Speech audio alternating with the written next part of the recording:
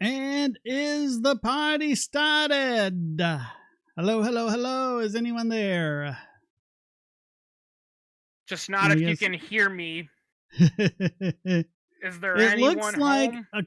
on my end, I am streaming on YouTube, Odyssey, and Rumble. Everything is looking good. No dropped frames. No amazing, high CPU levels. I'm just gonna reset. So that should be good. How you doing, Chris? It's okay. Had a bad day at work today. Too many dogs. All of them fighting. Oh, wow. I don't know what it is about Wednesdays, but everyone and their mother was coming in and dropping their dogs off for dog daycare. Is that what you do? You work at a kennel or something, or?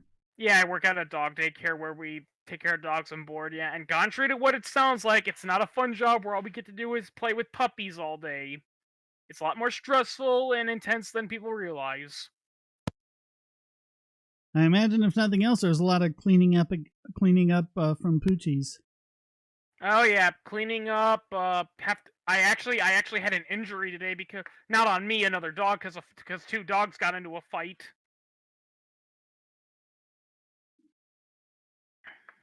That's always fun. So yeah, not too happy. Yeah.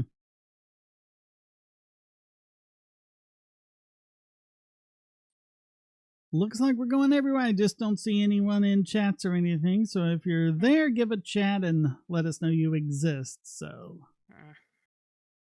what should we talk about? I was talking to Tim Dyson about that, and I thought of an idea. I thought of an idea for a subclass for a homebrew subclass for the wizard for D&D. Hey, Mr. No. What'd you come up with?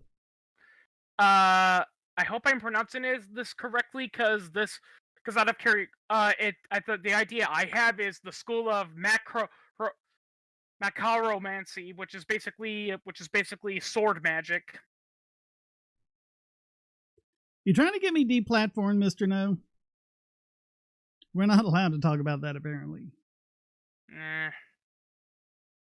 I honestly don't want to talk about it because, we have different opinions of it, and I don't really want to fight tonight.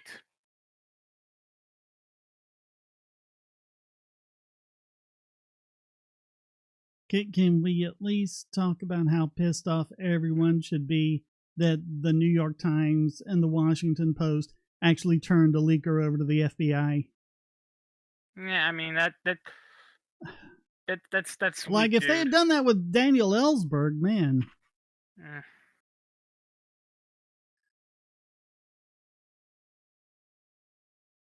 Speaking of turning over to the FBI, did you hear that one guy? He got 110 years for posting some metal paper. Oh yeah, the thingy that yeah. You put the thingy in the other thingy, and it makes a boom boom thingy. Yeah, we probably can't give too many details about that. So you can actually get 110 years in prison for drawing a black outline on a piece of metal.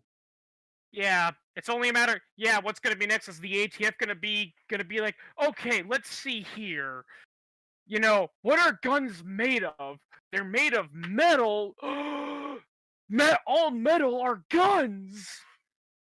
They're going that way. Although I didn't have a chance to look into details, but I did see that a federal court struck down the bump stock ban. By the way, before the ATF is just out of control, though. Yeah. And I mean, if a black squiggle on a piece of metal isn't free speech, then what is? Yeah, it's. By the way, that Marxist I was telling you before we went on there, the whole reason I got into an argument with him was because I posted the video of that guy that got arrested 110 years in prison. 10 years in prison, and everyone's reaction was like, whatever, and they were much more happy that Tucker Carlson got fired. It's like, really, a conservative news guy who really consider, though, is that better for Fox News or is that better for Tucker? Yeah.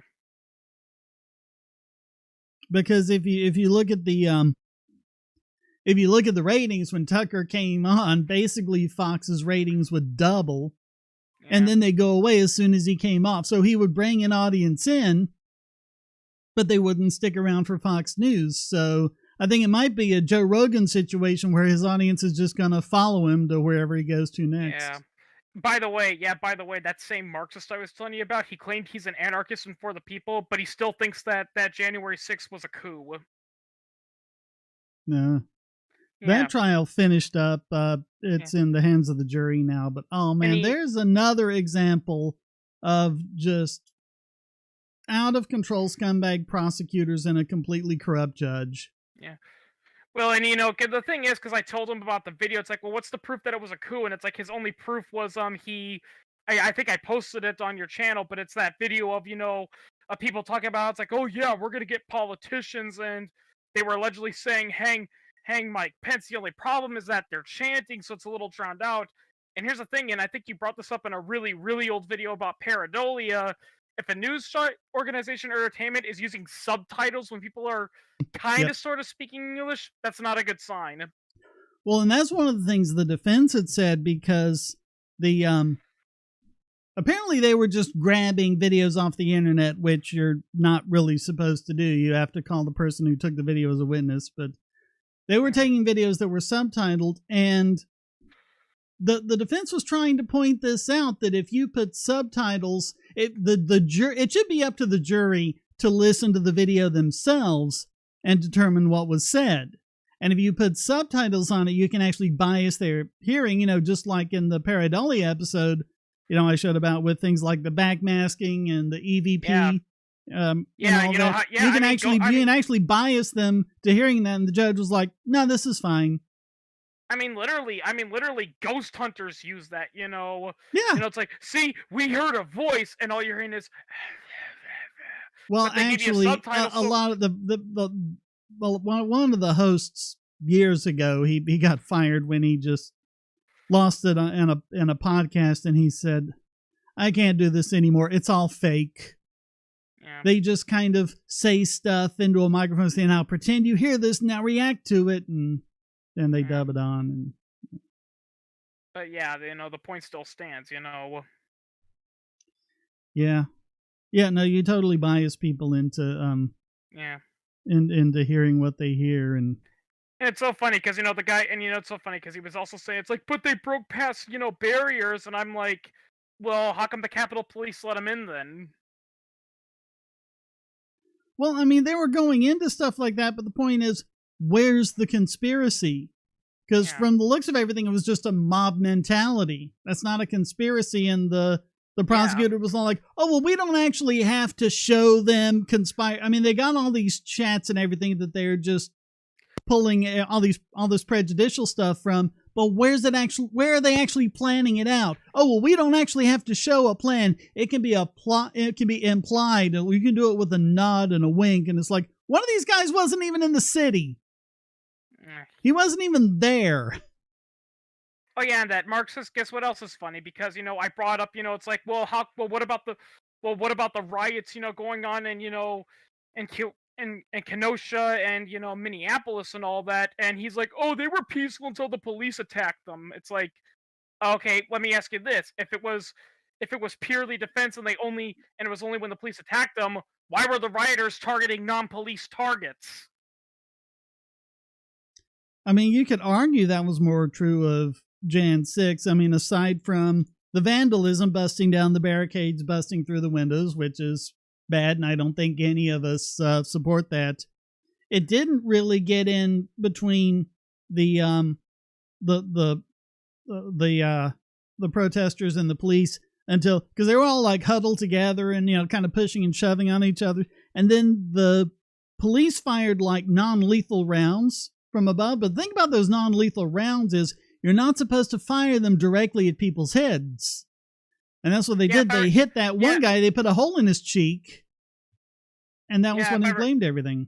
Yeah, that's the thing with rubber bullets, and that's a problem that, that people are like, It's like, well, if rubber bullets are supposed to be non-lethal, because I saw a video of that one time where people like, if rubber bullets are supposed to be non-lethal, why do we hear so many deaths and serious injuries from them? And the guy pointed out, because the police don't use them right. The way you're supposed to use those rounds is you're not supposed to actually aim it at people. You're supposed to aim it at the ground and have it ricochet, and bounce them.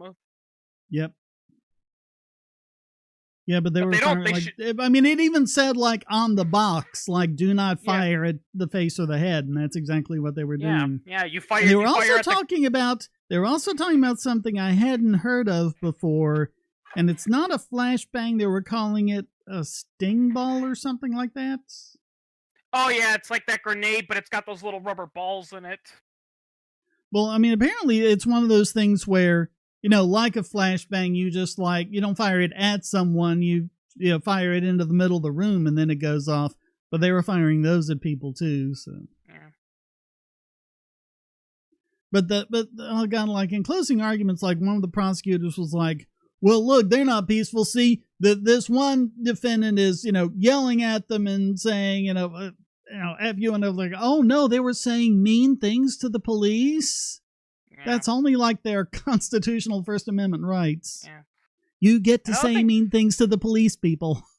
Another thing too, I don't understand is the alleged the noose, that was hung out of Washington, because a lot of people are saying, well, that's clear that they were racist and they were there to kill politicians. It's like, well, we don't know the context. All we have is that one image, and then when people are asking, well, what was the context? It's like, well, we don't know because the police took it down almost immediately.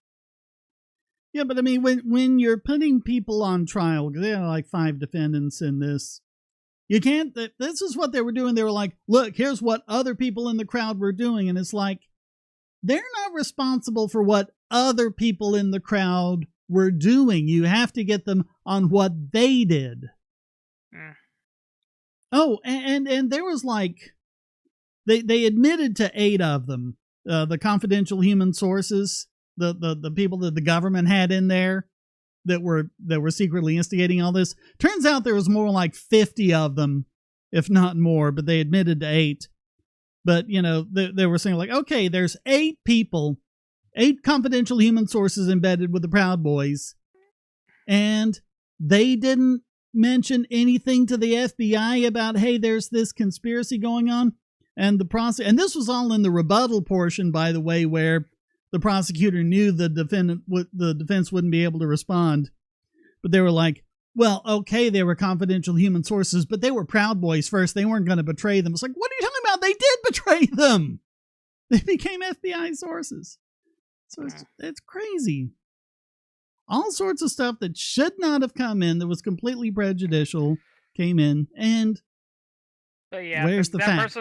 That person I had that argument with, I left that group now, but I'm basically like, it's like, buddy, you're only showing me for what you really are. You only care about, protesting and rioting when it's your side doing it.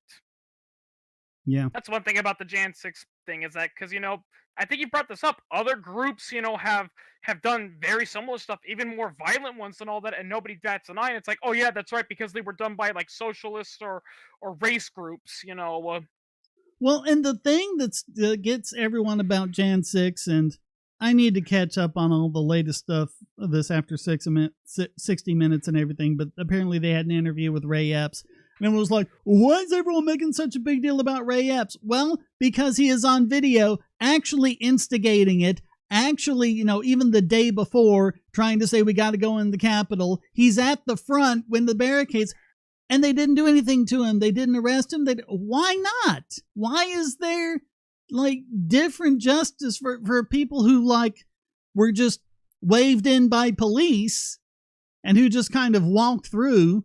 One of the defendants in this case was just kind of walking through on his own. He wasn't even, around the others. And why does Ray Epps just why does nothing happen to him? This is a good question. I think we as a people deserve an answer to that. Why are you not, prosecuting one of the most visible instigators, but you're prosecuting 900 other people, literally 900 and some defendants? Hey, Neil. Hey, Andy. The Disney DeSantis lawsuit, I heard about it. I didn't look into details.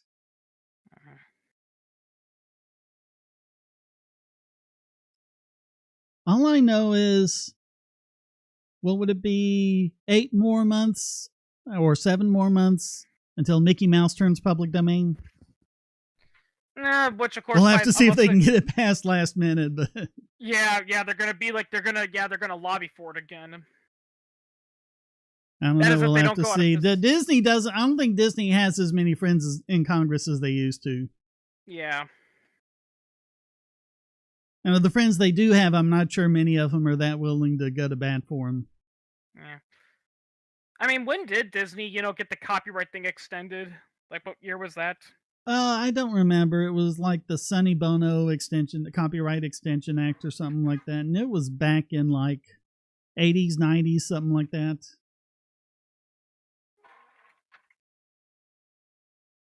So yeah, for something like 20 some years, nothing in the United States became public domain. So now we have Public Domain Day on January 1st of every year again. So it's kind of nice.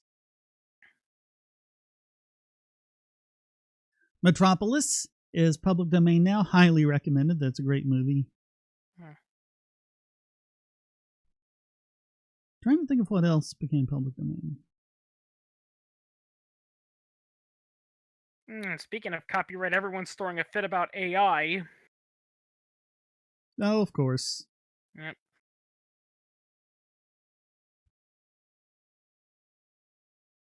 Yeah, it's funny. Giving them surplus military equipment is a big problem, yeah.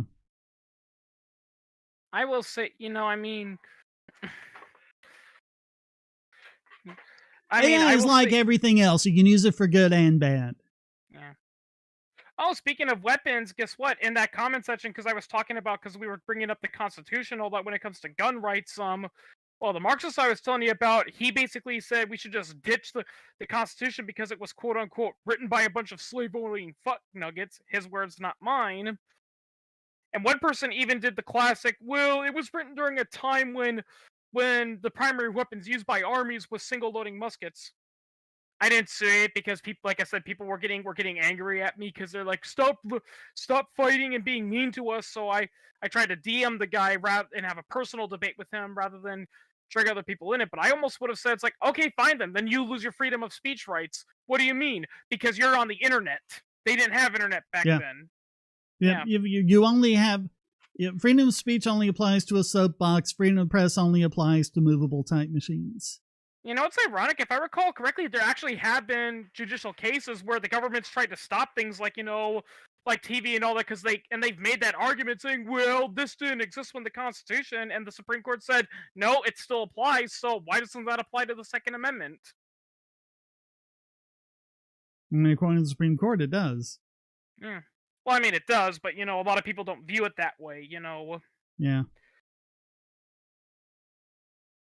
Yeah, and I tell this to people, and this is actually a really good point. I heard this from a YouTuber one time, a firearms YouTuber. You know why the Second Amendment is so important? Because when you really think about it, without the Second Amendment, all your other rights mean nothing. Because without a means to fight back, the state can do whatever it wants, and it's going to be like, hey, you can't do that. Oh yeah? How are you going to stop me? I mean, it's true, but I mean, you've got a lot of stuff they're doing now to people virtually online. How do you use your Second Amendment rights to defend from that? That's why they also had the First Amendment. Free speech, free press, free assembly.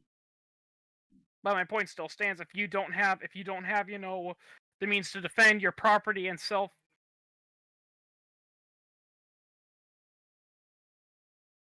You there? Yeah, I'm here. Okay. You cut out. Yeah, tool is neither good nor evil. It's neutral to people use. And I think the problem is they're saying, oh, we need to take away the tools that allow evil people to do evil, but they're always going to do evil. They're evil people. That's what they do.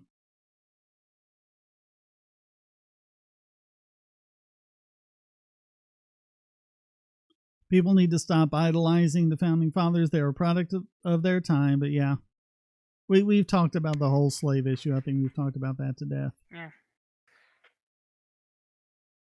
Because manumission was not an easy thing to do, and we've talked about the difficulties both Washington and Jefferson had when they tried to free their slaves. Oh yeah, actually, believe it or not, Razorfist, in his video, scrutinizing, Abraham Lincoln, he pointed out, the reason why many of these founding fathers couldn't free their slaves even though they really wanted to is because when you really think about it, you have to put it in context. Slaves were seen as property, unfortunately. So that meant if your estate was in debt, you literally could not free them because then the person you were in debt to would sue you. Yeah.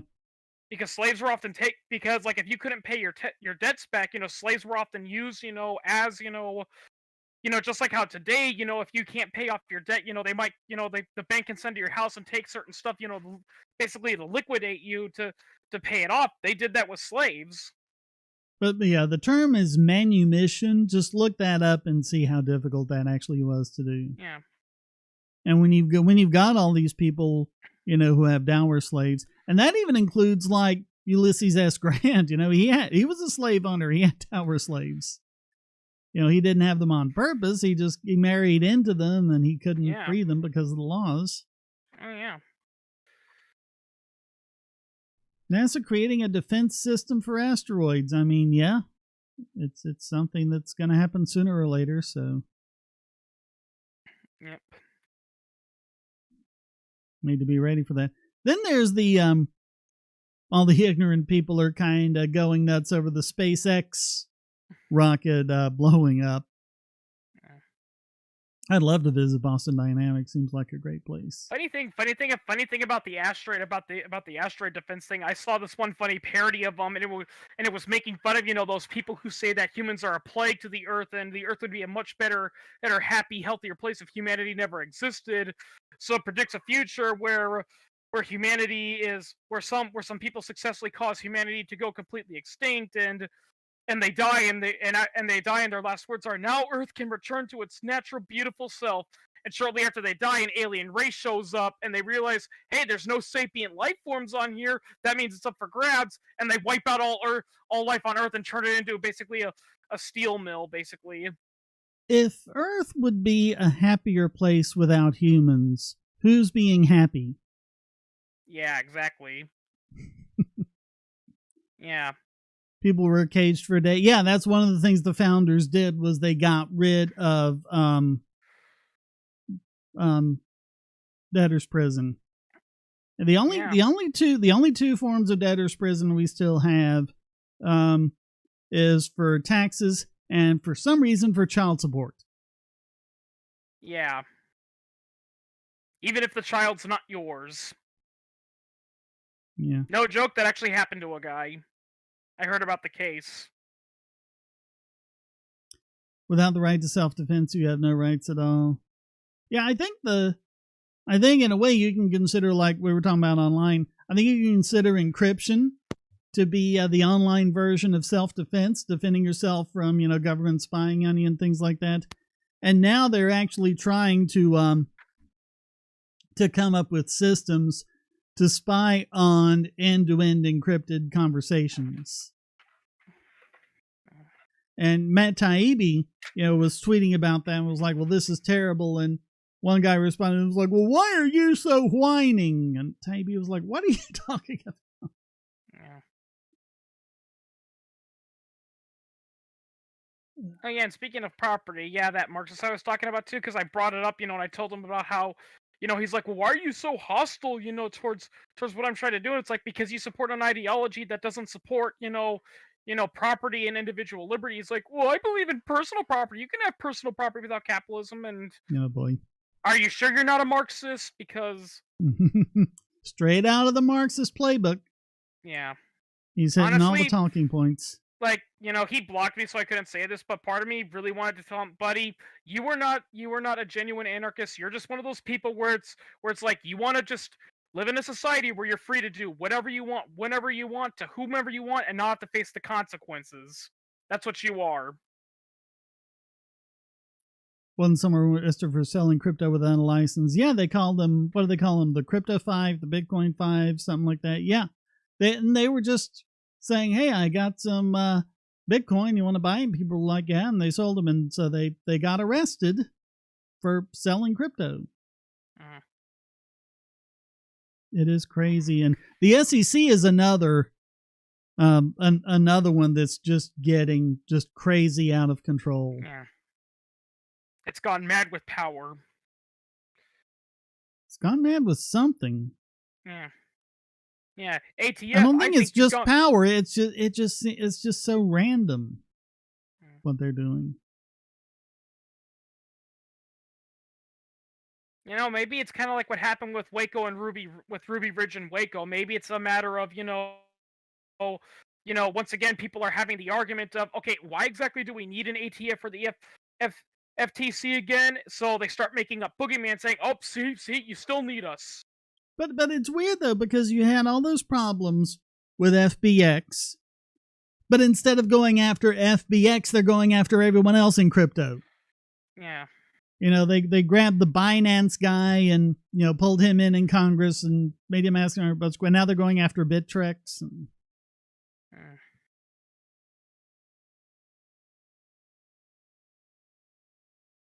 The SCC? Or do you mean the SEC? Oh, the SCC. What's the SCC? That's the Securities Exchange Commission or something? Yeah, but he said SCC. Oh. As opposed to the SEC. Oh. I don't know if that's a typo or...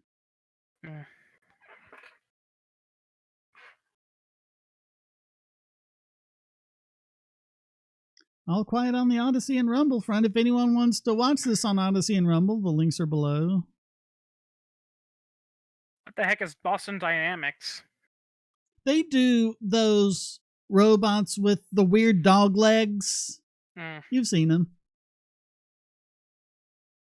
Those are so cool. They're so cool. The U.S. prison system is an embarrassment to the world. I don't know, because I don't think the rest of the world has better prisons than we do. Yeah, I mean... But yeah, I've said this before, but I think if you were to set out to create an institute of psychological torture, you couldn't do better than the American prison system. Yeah. Yeah, that's why I'm sorry. I don't care how bad, because there's been plenty of cases, where people have been caught doing something bad, and I will say this to people. It's like, listen, you really need to stop and think, does this person really belong in prison? Yeah. Yeah, honestly, I don't want to be a dictator or anything, but if I could have my way, every single person who says that guy belongs in prison, they need to spend a year in a federal prison before they have the authority to say that. People saying desire for tyranny is human nature. Well, then why would tyrants need to use force? Yeah.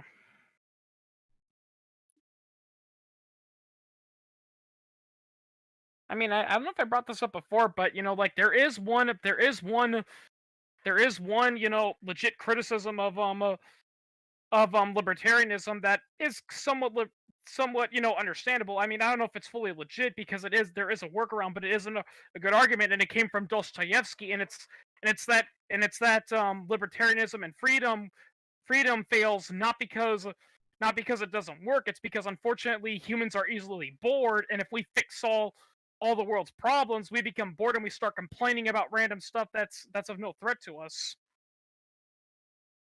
No, we always consider there being problems to overcome. Yeah, but still, you get but you still get the point, though. The idea is that, I mean, a perfectly good example is going back, because I had this argument with that guy because he was a trans activist. It's like, listen, people, other than isolated incidences, transphobia doesn't really exist in America, but it's like, no, it's still there. It's still there. It's like, no, it's gone.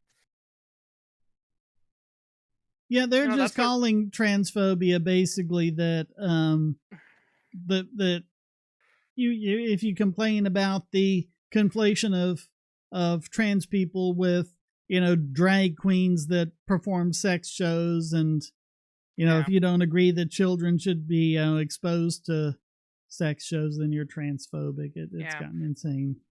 Yeah, I really hate it. I really hate it. You know, when people are like, "No, no, no, drag is not a sex show." It's like, listen, I know I've met people on the internet who participate in drag, and they've all said, yes, drag is very sexual. That's the whole point. And there's nothing wrong with that. It's just Yeah, not the yeah, same thing as being trans. yeah, They're two different things. yeah. Not to mention, you know, it's something that you probably don't want your 7-year-old seeing. Yeah. Yeah. Leftist friends send me videos of people responding to my response videos. Well, post links to them. I've responded to some pretty dumb responses to me.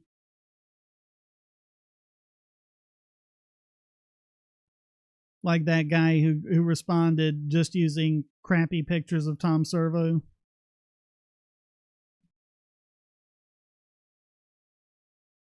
Also, speaking of bad videos, another a YouTuber who I actually kind of enjoy reading. He did a fail video. He did a fascinating horror segment on guess who? The inventions of Thomas Midgley Jr., Ah, of course. aka the man that everyone blames for all the world's problems when they're all based on nothing.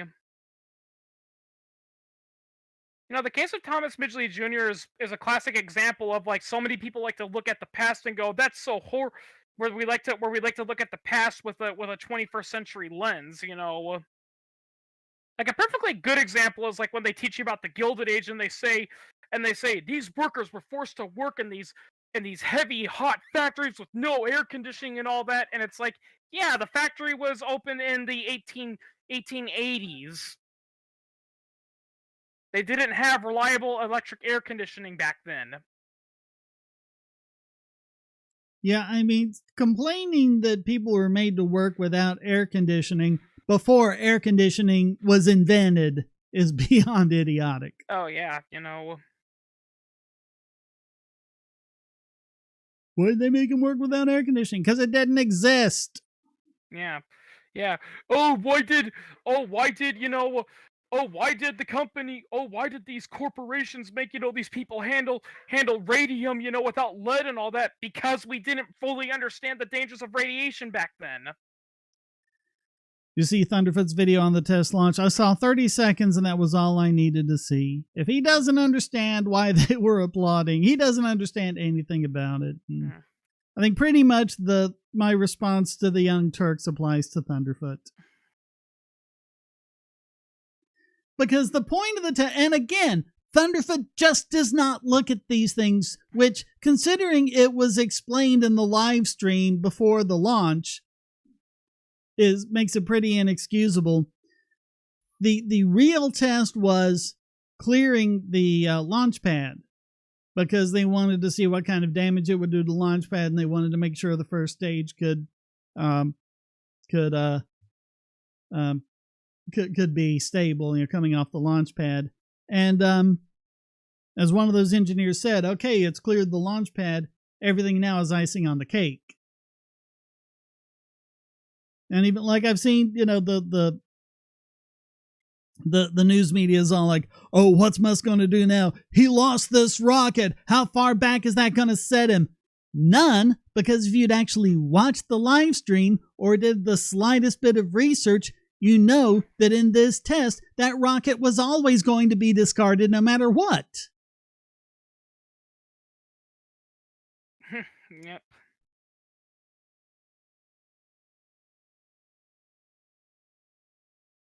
Which video about comics are you talking about?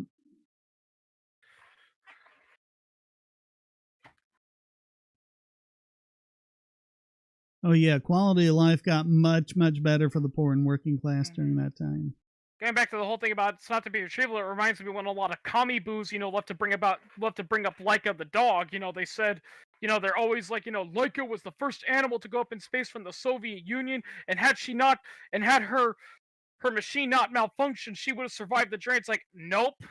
There was no way she was going to get back. She was going to die anyway. In fact, it was actually a miracle her life support system failed, because had it not, she would have died. Her death would have been much more slow and painful. Yep. Like, if I recall correctly, one of the scientists even regretted it, saying that was probably the most cruelest thing we ever did, and the only reason we did it was because there was pressure from the communist government saying, "No, get her into outer space, get her. We gotta beat those Americans no matter what. No matter what. Who cares? She's a stray dog." Well, what happened with the Starship rocket was it was supposed to separate the first stage, and it didn't, so it went boom.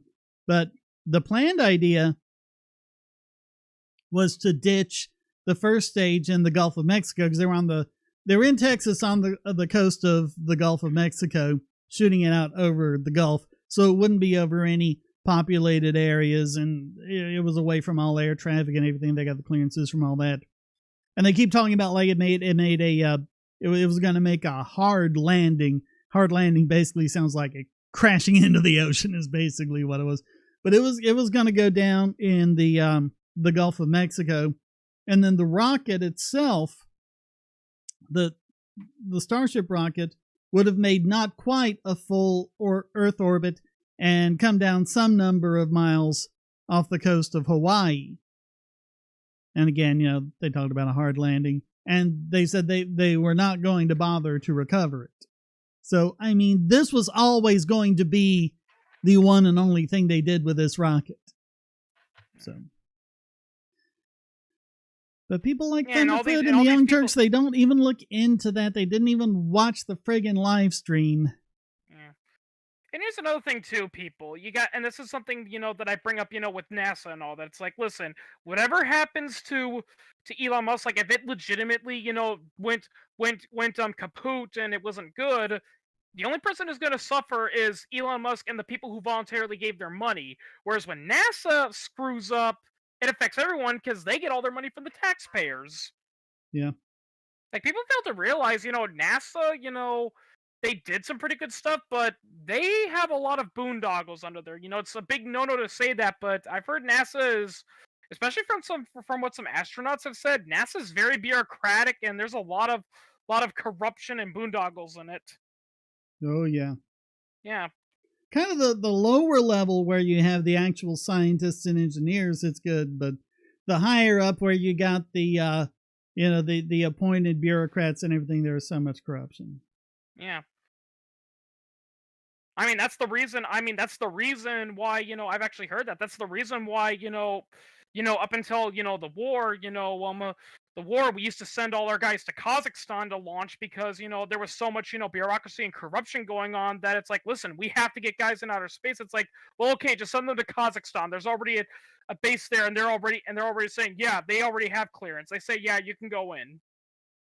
Oh yeah, Kazakhstan was pretty much saying, please come launch your rockets here. Yeah. Well, because if I recall correctly, that's pretty much their only source of income is basically other governments, saying, "Hey, can we use your old Soviet missile bases to launch our astronauts into space?" And it's like, "Yes, please." Yeah. Yeah.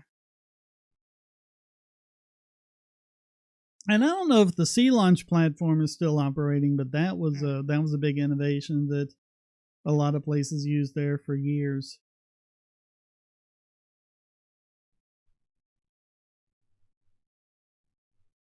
Just launch from international waters. And you can launch from the equator, so you get that extra boost from the Earth's rotational inertia.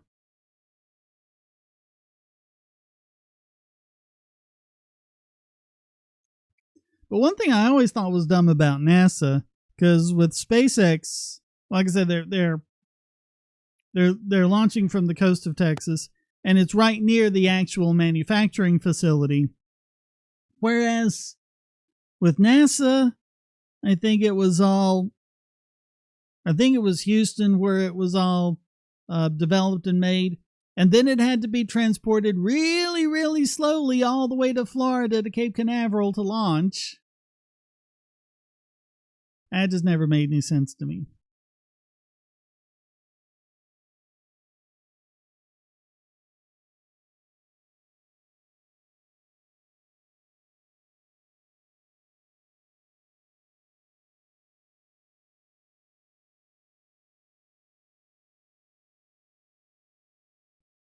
Sorry, I had to get something to drink.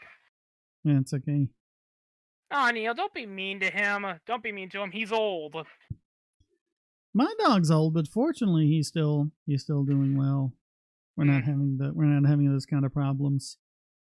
Well, yeah, he's a Chihuahua. You know, one benefit about Chihuahuas, I think I mentioned this, is that if you take good care of them, they last pretty much forever. I think the expected lifespan is like 18 years if they stay healthy. Though speaking of old dogs, the oldest dog ever is like, it's not even that. It's like a lab mix. It's in Portugal. Guess how old it is? 32 years old. I was about to say it would have to be older than 31 because there was an Australian cattle hound that made it to 31. Yeah. Is it still alive? Yep, it's still alive. Okay. So that's why it isn't on the list. They don't actually get on the list until they die and you have an age. Yeah, they got a kick. Yeah, and you also got to remember this is just of the subset of dogs where you know their birth date because you have to be able to prove it. Yeah.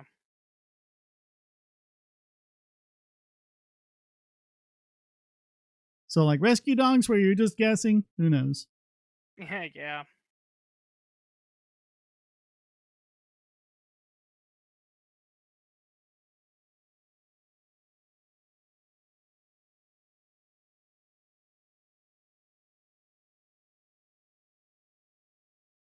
But yeah, I ain't gonna lie, working at a dog daycare, I ain't gonna lie, like, I'm not one of those, pro eugenist, dog breeders, but some of the dog breeds we've made, they're just abominations. Yeah, I mean, I think breeding, like deliberately breeding a full-blooded pug, is one of the cruelest things you can do to a dog because they have so many problems. You want to mix it with something like a puggle or something like that, then it's not so bad. Yeah. Yeah, there is a movement to do that. There is a movement to do that yeah, like another good example too is the English Bulldog. There's actually a movement to bring back, it's now considered extinct, but they are trying to bring back the old the old English Bulldog back, because the current English Bulldog in its current AKC accepted form it's cruel, I feel sorry for those things. Are those the ones with the real crumpled up face? Yeah, and they sound like pigs when they breathe because they can't do it. Whenever they breathe, they go like that. Yeah. Because they can't breathe properly. I mean, it's cute. They make little piggy noises, but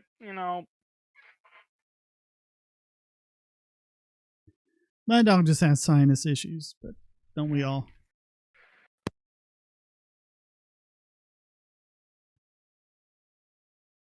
The death of the Egyptian firstborn was justified because the Egyptians did it to Hebrews first. I think Pendulette put it best. If this did occur, which it very likely didn't, but if it did occur, why did God have to kill innocent children of Egypt? Couldn't he just physically appear and smack the Pharaoh and say, "Hey, dude, stop enslaving people. It's wrong." The part I'll never understand is when Moses was pleading with Pharaoh to let his people free, the Bible specifically says God hardened Pharaoh's heart so he wouldn't. And then punished the Pharaoh for it. Yeah.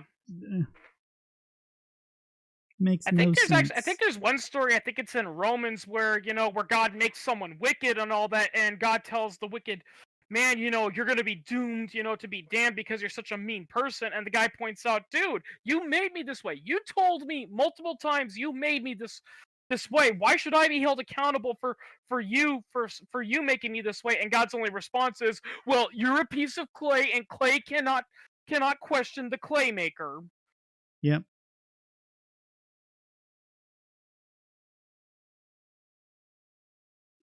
I mean, the Bible isn't even good propaganda. Yeah. How anyone can believe any of that is just beyond me. Then again, how anyone can believe any organized religion, True. Yeah, because I ain't gonna lie, as crazy as the Bible is, some of the other stuff out there is just nuts,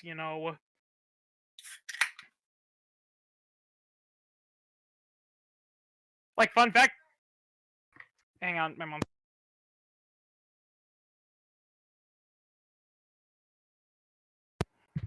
Like, fun fact. Gypsies. You know what their belief is? They believe their belief is that their god created humanity by baking them in an oven. Yeah. Yeah, I saw one black comedian, who said he learned that from that, and he's like, oh, so that explains everything. Everything. All my life, I thought I looked like this because of genetics, but it turns out God put me in for too long. Yeah. This is from a black comedian, so don't call me racist.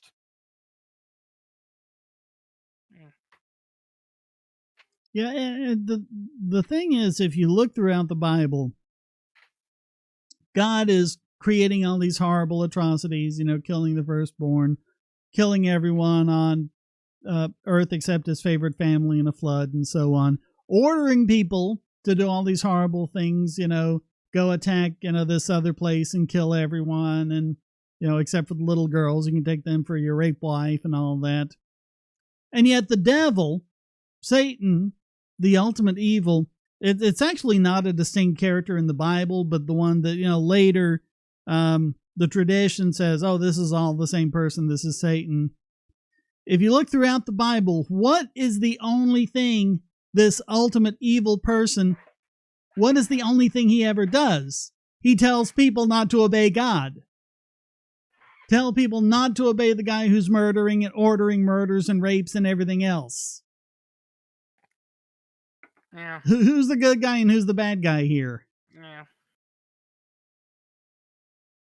Yeah, the Bible being very boring. In all honesty, I think there should be a universe. I think there should be something. I've heard some people jokingly say this. There should be a rule that says if you want to be a priest or a pastor or whatever, you have to take speech classes. You have to go take those things of how to deliver a public speech, because I'm sorry, the whole and then God told the shepherds to celebrate and bring good tidings of cheer.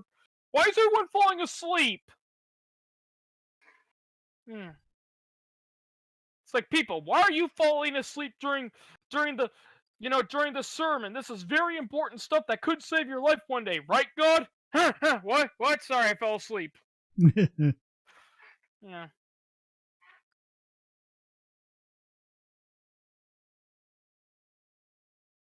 And you know what else is ironic, and I point this out to some religious people? The whole point of Jesus sacrificing himself is that we don't have to be those strict Christians anymore. If I recall correctly, the whole point was to clean us of original sin, so we don't have to do all that stuff anymore. Yep.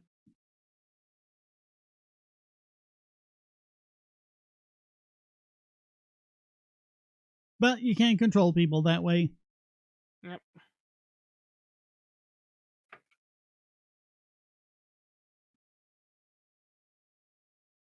Things probably would have worked out better if the Gnostics had become prominent.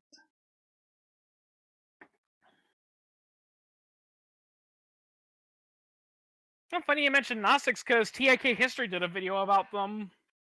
Oh, really? Yeah. I'll have to watch that. Yeah, he did a video about them. Now he was actually very critical of it because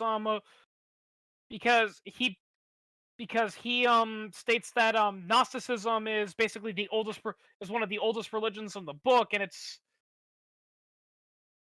it's kind of weird. It's been I listened to it while I was on break, but I was also taking a nap at the time, so so my memory of it's kind of fuzzy. Yeah, I like the TIK history. The SpaceX disaster was a mere setback on the road to Space Hill. It wasn't even a setback. It was the test was successful. They did everything they set out to do with that test. And a little more besides. Have you ever watched TIK History, Shane? Yeah, a few times. Mostly the ones on Hitler and socialism. Yeah. It's funny because I've shown that to some people, and some people are still in denial, and they get pissed off. It's like, no, Hitler was not a socialist. It's like, well, look, I'm not saying TIK History is the smartest guy in the world, and I disagreed with him on a few videos, but he does cite his sources and all that, and... Oh, very detailed and very numerous sources. Yeah. That's one thing I hate about people. It's like, listen, and here's the thing: a lot of people that are saying Hitler is a socialist, ironically, are socialists themselves. But I at least give them credit because they're the types of people that are like, yes, Hitler's a socialist, but that's not the socialism we want. At least they're being honest, to say, Yeah. no, Hitler was not a socialist.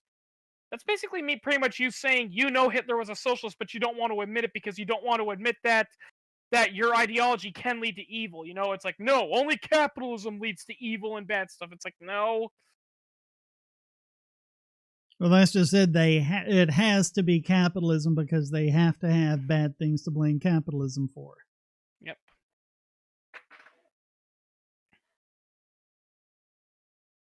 Yeah. Yeah, one of the commenters on my Young Turk videos was like, yeah, they're going to look at Toyota doing a crash test and go, oh no, look at how bad that Toyota got mangled up in that test. Yeah, that's fun basically fact. what they're saying. Yeah, fun fact. We see images of car wreckages and all that, and we're like, wow, that's horrible. Nobody must have survived the accident. Then you find out that everyone escaped with minor injuries. It's like, but how? The car's completely totaled. Guess what, people? They're supposed to crumble up like that in an accident. Yeah, it's actually worse to be one of those old cars from the 50s that was basically a chunk of metal that wouldn't do that, because that means all the energy of the impact gets transferred to you. Yeah, I mean, if I recall correctly, a pretty good example is look at the car that killed James Dean. I saw pictures of the car after the accident. The car's pretty well good. It's got some dents and dings, but it's pretty intact. But Dean didn't survive. And then you have that Tesla where the guy tried to do a murder-suicide of himself, his wife, and his 2 kids, and drove it off, like, I think a 300-foot cliff, and they needed to go to the hospital for treatment, but they all survived. Yeah. And I mean, you look at the picture, and the Tesla is basically matchsticks. Yeah. But like we just said, they're supposed to do that. That means the car is absorbing all the energy. Yeah. Because if it's not absorbing the energy, that energy has to go somewhere, and well, you're there. Yep. If it's not going to crumple the car, it's going to crumple you. Yep. So take your pick.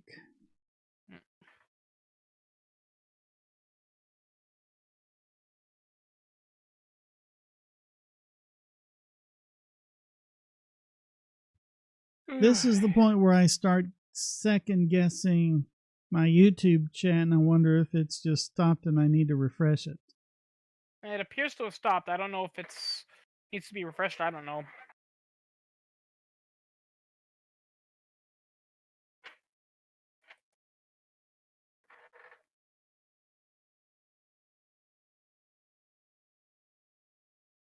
No, okay. It just kind of petered out.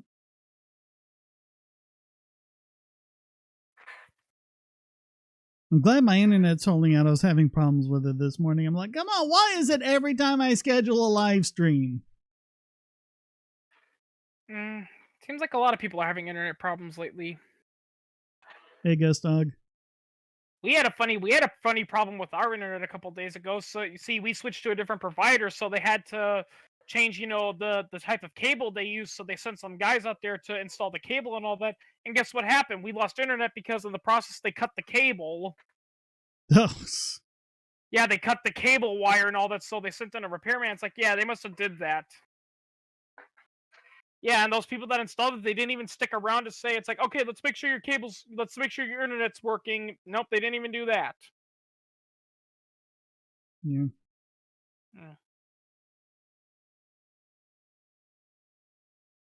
Seriously, South Park, you missed a perfect opportunity in your episode, informative murder porn. There should have been a scene where it's like, oh, you don't like any of the options? I know. Why don't you get some tech buddies together and make your own cable/internet service? Oh yeah, that's right. You can't. It's illegal. That's the thing when people use cable. What? I mean, Charter. It's not the greatest company. There's plenty to criticize, but considering where I was a couple of years ago, I went from paying like $60-$70 a month for 100 megabits per second to paying just under $40 a month for a gigabit per second. So, did you have to call the customer service to get off your old one and they wouldn't take no for an answer? oh no, they just upgraded me. Now, honestly, to play the devil's advocate, I have heard there's actually a reason why those customer service people don't take no for an answer, and it's not because they're mean and all that. It's because they're literally pressured to keep a customer, and if a customer changes a provider even for legitimate reasons, that the customer service attendant gets blamed instead of the company thinking, maybe we're not providing a good service.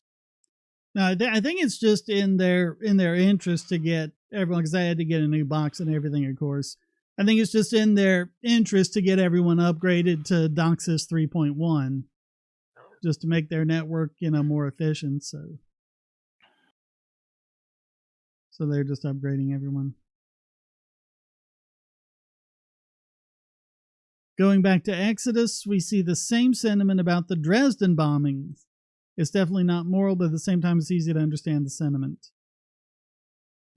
I think Dresden is a good example. Like, everyone just remembers Nagasaki and Hiroshima, and it's like, well, that's how terrible nuclear bombs are. And yeah, it's very terrible, but look at what they were able to do in Dresden with conventional bombs. Oh yeah. Well, fun. I mean, how many died? How many died in Dresden? Quite a lot, Well, I mean, and the thing is, going back to Hiroshima, going back to Japan, even so, people fail to realize, while the atomic bomb did do a lot of damage and it had a lot of repercussions, damage-wise, it's not the worst. Have you seen what Tokyo looked like after the fire bombings? Oh yeah. There are some famous images, of Japan of World War II, and it's completely destroyed, and everyone is saying, "Oh yeah, that must have been Hiroshima after the atomic bomb." Nope, it's Tokyo after the fire bombings. Yep.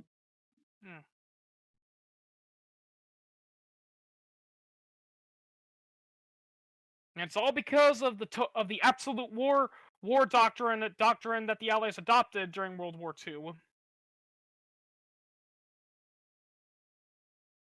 Which, by the way, TIK History did a video on, and the thing I like about TIK History is that even if I don't necessarily agree upon it, he has said, many times, just because I do a video debunking certain rumors and misconceptions about history, that doesn't mean I'm supporting it. I'm just trying to put it in a historical context and justify it, Like when he did videos on like Dresden and what the Soviets did to Berlin, he's not saying that means the Germans deserved that kind of fate. I'm just putting it from the Allied perspective from the time. Yeah. Yeah.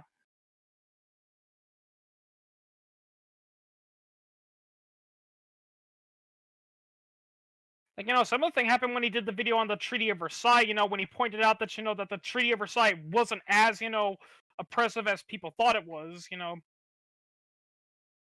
Although I will say it was still pretty oppressive. Yeah.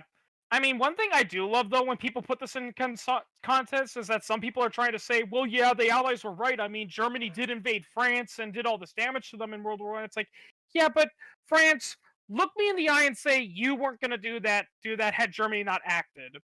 And no joke, there was a YouTube series called The Great War, and, we all know about, the Schlieffen Plan, but here's a fun fact. France had a similar plan to the Schlieffen Plan, which involved invading Belgium and doing all that stuff too. The only difference was that Germany struck first.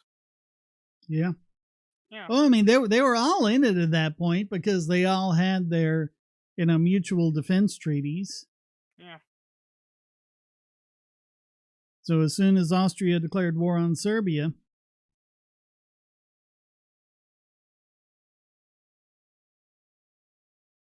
I mean, how is it all not Austria's fault? How did Germany get so much of the blame? Yeah. Other than just people. I mean, this gets overlooked, honestly, in history, but the amount of even before World War I, even in the 19th century, the amount of just hate toward people of German descent.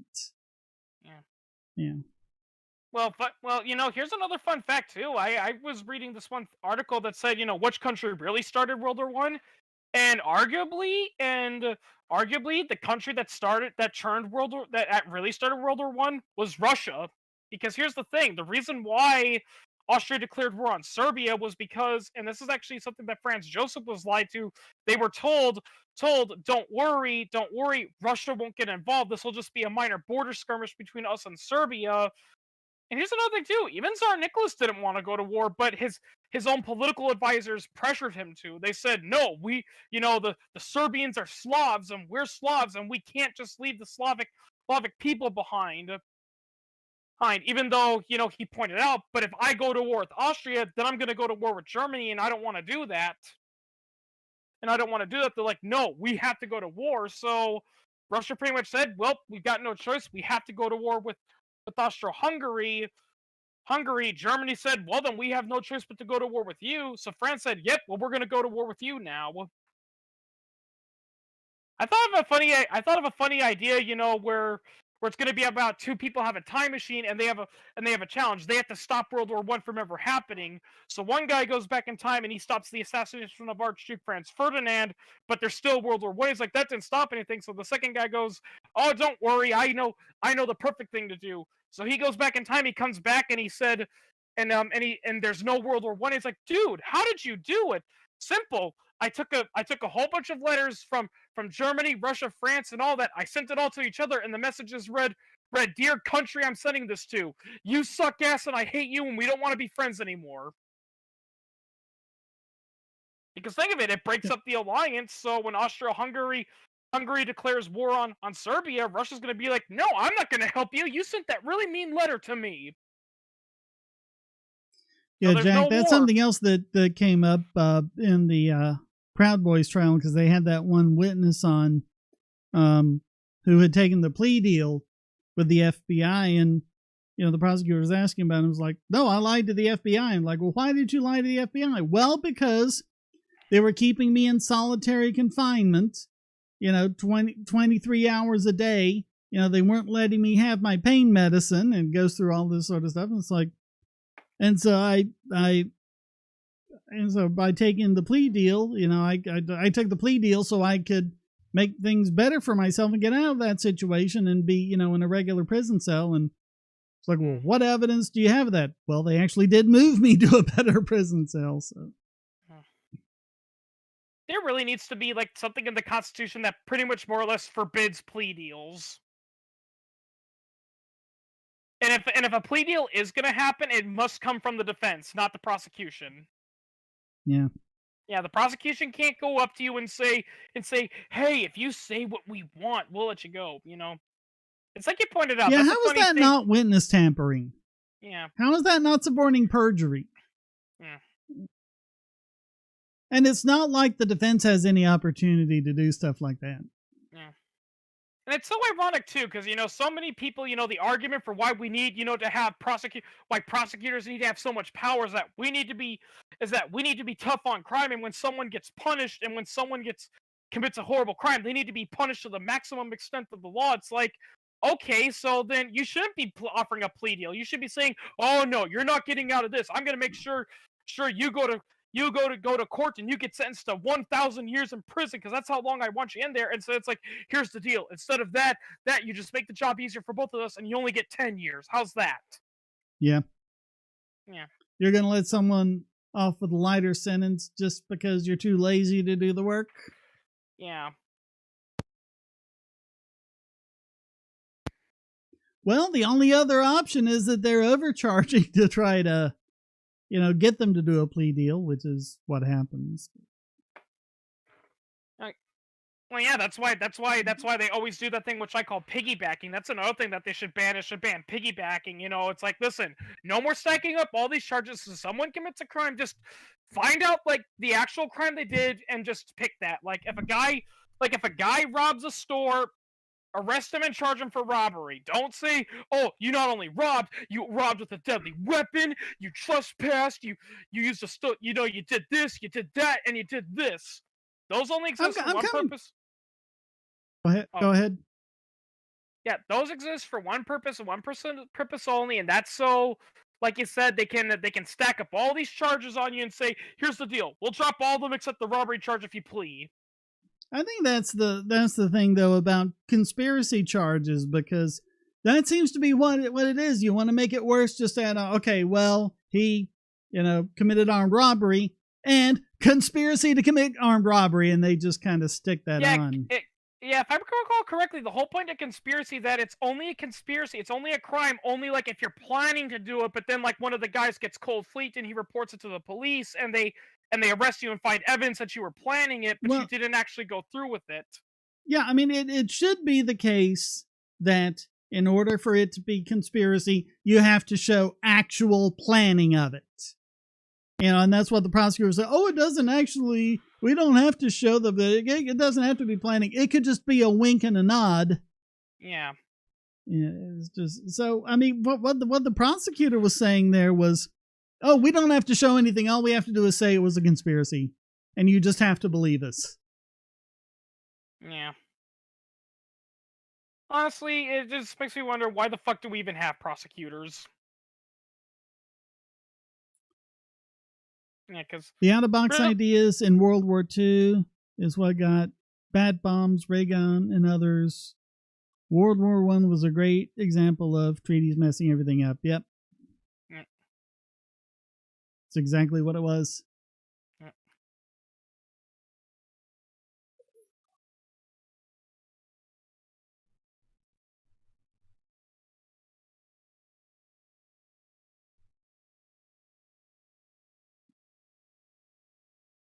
Hey, Sid.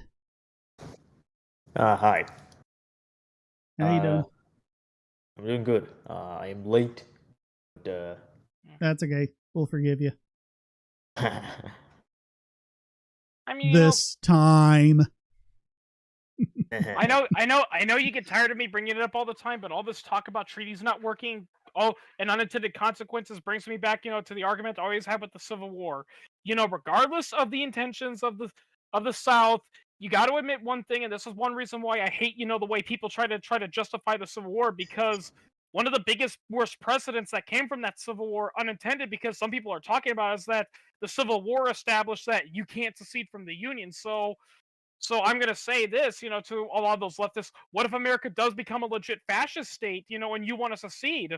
The Civil War, because they were racist, so they deserved it, established that nope, you can't secede. You're stuck here for life. But if it did establish that there was never any justification for secession, then why did they have to use martial law to force the southern states to amend their constitution specifically to forbid secession? Yeah, because if I recall correctly, some states did actually have in their constitution saying that if at any point we think we're not being properly represented by the United States federal government, our citizens can vote to opt out of the Union. Yep. Yeah.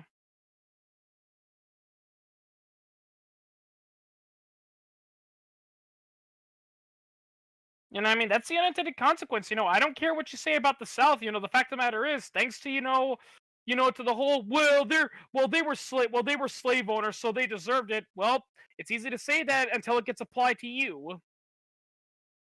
Yep. That's the problem with statists. They never assume that all those things they want to have can ever be turned on them. And what's happening right now? Yeah. Because now you've got oh god, what's the speaker's name? I'm drawing a blank on it, but he's sending the subpoena to that one prosecutor who was with Alvin Bragg. Hey, come in, and you need to come in and testify in front of a congressional committee. And Bragg's like, no, you can't do that. Nope, you just spent a year confirming that yes, they can. Yeah,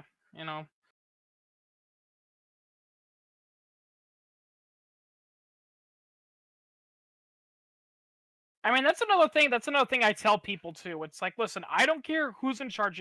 I don't care if the president at the time, is a legitimately kind, well-meaning, well-mannered man. Here's the fact of the matter, people: he's not going to be president forever. Even if he is legitimately good, he doesn't abuse his power. He never even touches it. That's not the point. It's the guy after him. Because if you give a legitimately good good, not uncorruptible person a whole bunch of power. Once he leaves, what's going to stop a legit corrupt person from taking advantage of it? Or you get what we have now. I don't think the Biden administration is the fox in charge of the henhouse. I think it's no one in charge of the henhouse. And that's why you're getting all this crazy stuff from the SEC and the ATF and just all this screwball stuff that they're doing. Yeah, they're just winging it. They're just doing it because they can. Yeah. Because, I mean, let's be real here. Look, I'm not trying to insult him or anything, but it's clear Biden needs to retire. He's old. It's pretty clear in some of his speeches that that age is catching up with him. Yeah, his mind isn't that sharp. Yeah, I mean, there's a reason why there's that joke, about the whole thing about how he delivers that big epic speech, and then his Secret Serviceman goes, Mr. President, your speech ended 2 hours ago. And his response is, huh? You're not my wife? Where am I? Yeah. It seems politicians in general are getting older. Well, I mean, usually you get corruption of the kind we've been seeing like that because they're doing it to get ahead.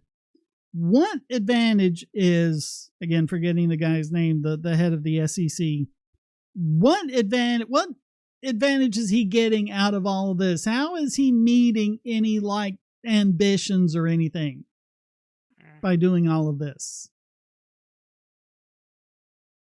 My only guess is because the SEC is one of those agencies where it's not elected and there's no public, in a way, they can get away with that stuff because most people don't know who the heck they are, Yeah. Yeah, it's like, but it's like, that you've got the ATF arresting people for triggers, saying the triggers are machine guns.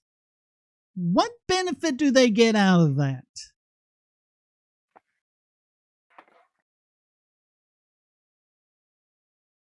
Really, how does it fulfill? How does being, I can understand corruption when you're getting something out of it, when it's furthering your career, it's getting you up the chain.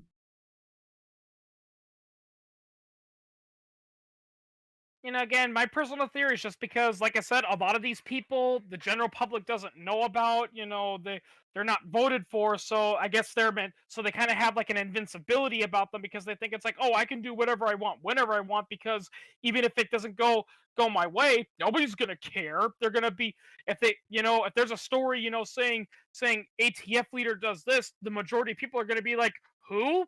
I don't know who that is. Stupid news, same old, same old.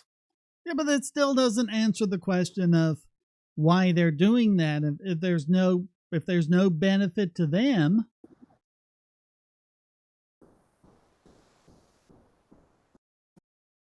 I mean, what do they care if someone can fire an AR-15 slightly faster because a trigger works better?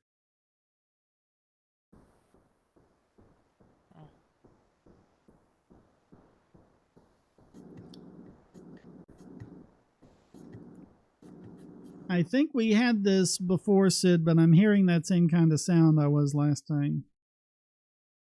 Oh, God. Remind me how it goes again? That rhythmic bum, bum, bum, bum, bum. Well, I mean, look, there's like, I don't know, yeah, I'm not sure what I can point it to. There's like nothing here except the clock chickens. But yeah, no, there's like nothing here except the clock making a ticking sound and that like hum the refrigerator makes. I mean, I hear the refrigerator, but sounds like someone's hammering something in the background. Except it's too regular to be hammering. It's like clockwork. Is it the clock? I don't know of any clock that sounds like that. It really sounds like hammering. Maybe it's your next door neighbor going, oh, he's about to go on to talk to people online. Quickly, Edna, get me my hammer. Yeah.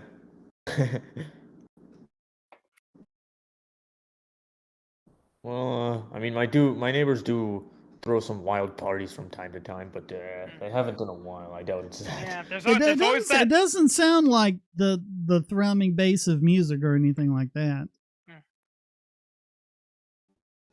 Yeah, there's always that one neighbor, where there's all sorts of weird noises coming from their house or their apartment, and you're just like, what the frick are they doing?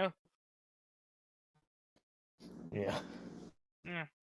I saw one funny. It was like a comedy skit one time where it showed a guy sitting on the table reading a book, and he hears like a drill sound, a loud noise, loud heavy music coming from his neighbors, and the guy's clearly irritated. Finally everything stops and everything's quiet. The guy reading the book sneezes, and his neighbor goes, "Hey, keep it down up there!" Mhm. Yeah. A Rageaholic video on Abraham Lincoln, American dictator. I didn't see that. Oh yeah. Rageaholic's usually good. Yeah. I mean, I don't fully Yeah. agree I with like his. him. I mean, I like his most recent video he made on monopolies.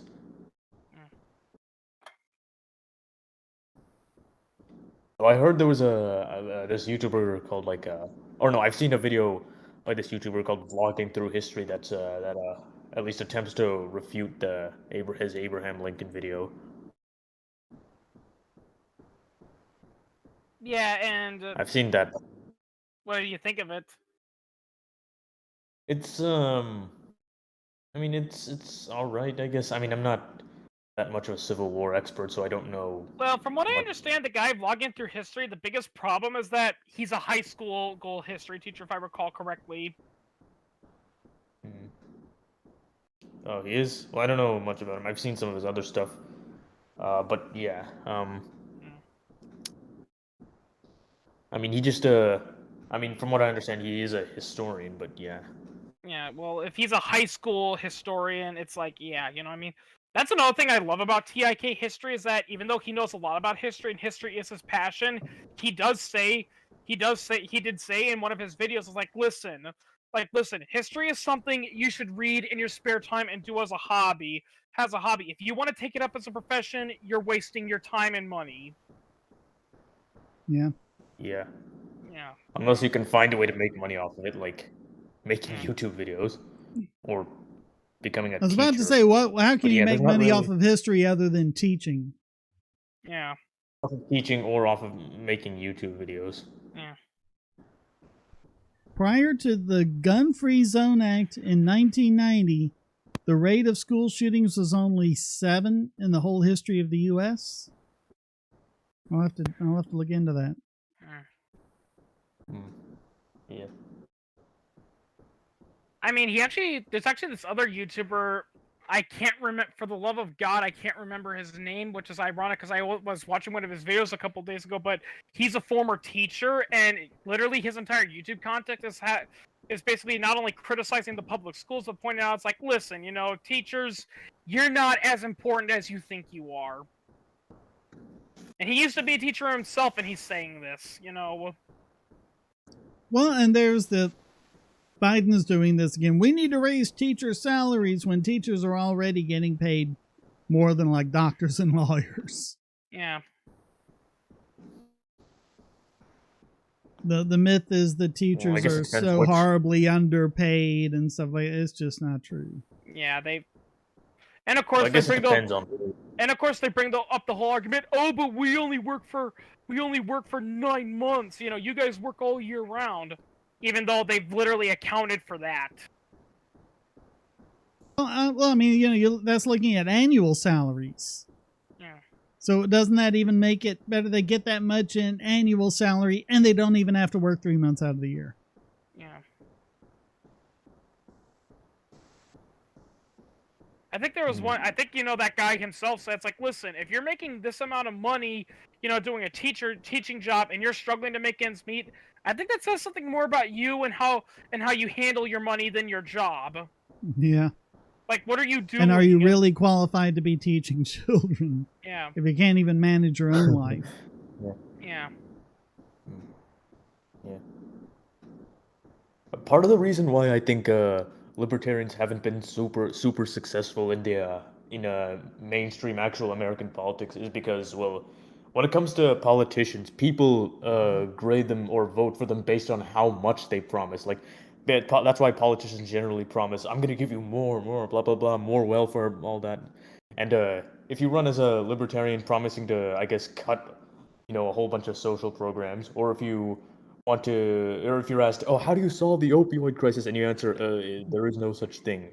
Yeah, that's not gonna. That's not. Good luck running on that. That's why I just love the movie Brewster's Millions, and he just comes right out. I am here to buy your vote. I have no qualifications. Only an idiot would vote for me. I'm just spreading money around so I can buy your vote. Yeah. And he actually gets none of the above put on the ballot. I love that movie. Yeah, and and it's so pretty funny because, like, so many people, because this happened with Donald Trump, so many people are like, it's like, well, Trump has no experience with politics, what makes him qualified to run for office? And it's like, okay, here's what the qualifications are, because they actually established qualifications on what you need to be to run for office of the United States president. Here's what they are: native-born citizen, 35 years or older, have lived in the United States for at least 14 years of your life. That's all. Yep, that's it. Yeah. And fun fact, that's actually one thing. I mean, fun fact, the very first president of the United States, George Washington, by your standards, by how you said, he was not qualified to be president because he had no experience in politics.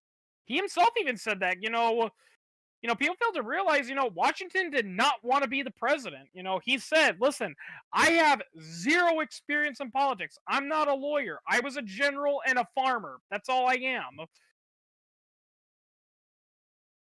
It's actually a pretty good sign if someone doesn't want the job. I've heard people say that the next great president will be someone who does not want the job. Oh, yeah. So, or yeah, like the way Douglas Adams put it, no one who wants to be president should, under any circumstances, be allowed to have the job. Yeah. Yeah.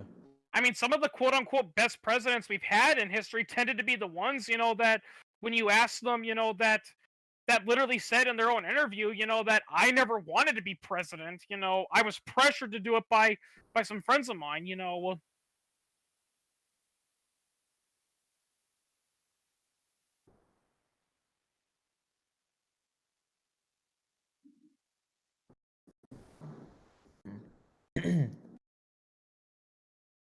Like, one famous example of a guy who absolutely did not want to be president is John Tyler. He did not want to be president. He, there were some people asking him to be president, and he did not want to be it. And they were saying, well, if you don't run for office, it's going to negatively affect your political career. And he's like, okay, here's what I'll do. I'll become a running mate, so I'll become vice president. How's that? It's like, yeah, that could work. Then you can just, have the title of a president-like position, but you don't have to do anything. The only problem was that he was the running mate to William Henry Harrison, who was our best president ever because he only did 3 things in office. He gave a speech, he got sick, and he died. Yeah.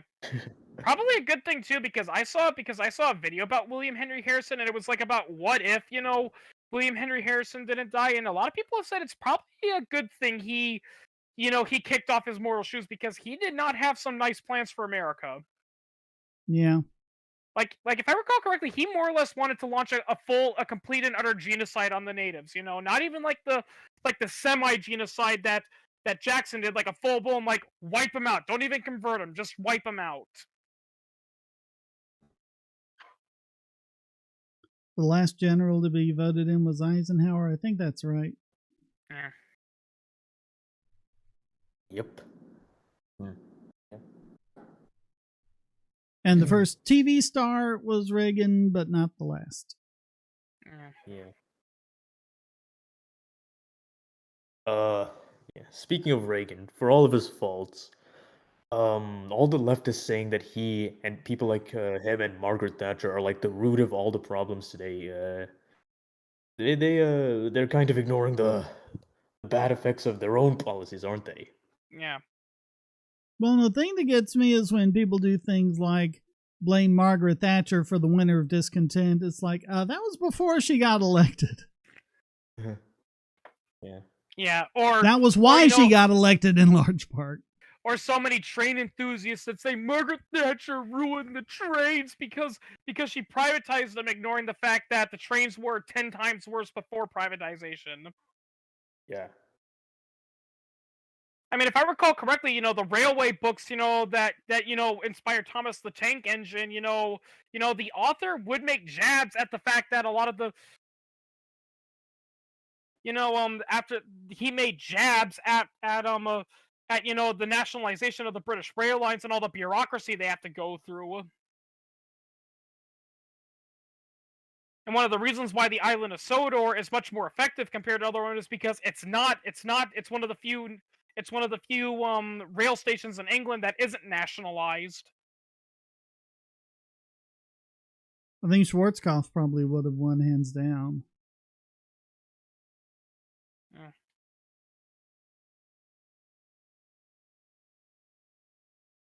Stormin' Norman.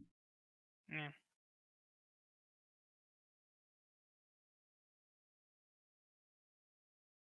You notice how no one comes up with cool nicknames for politicians like that anymore? Yeah. And by the way, so many people like to complain that, that they say, it's like, oh, the reason why, America's not doing so good in the military is because none of the presidents in the past several years, had served in the military. It's like, what are you talking about? Bush served in the Air National Guard. His father served like, what are these people smoking? We've had military, quote unquote military personnel in politics.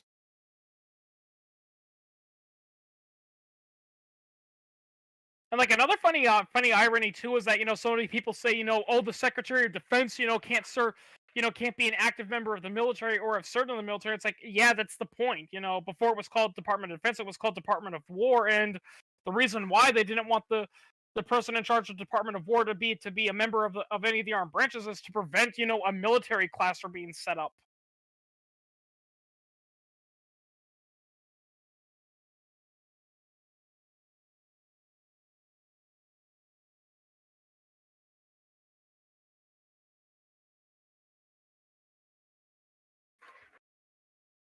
Guys, I'm still here. I'm still listening, but I'm gonna go off cam because the sinuses are kind of getting to my eyes, and the bright lights are not helping. So I'm still here. I'm still listening. Yeah, cold and flu season is over. Only for allergy season to act up. Are you guys still hearing the thing from my end? Or is it gone? I am not hearing it now. Okay. Well, then it's probably the fridge, because the fridge just stopped making its sound. I wonder why the fridge would make a rhythmic sound like that. Well, yeah, I mean, from my perspective, it's not doing that. It's just a constant hum. Like the sound that refrigerators usually make. I wonder if it's creating some kind of interference that's doing that.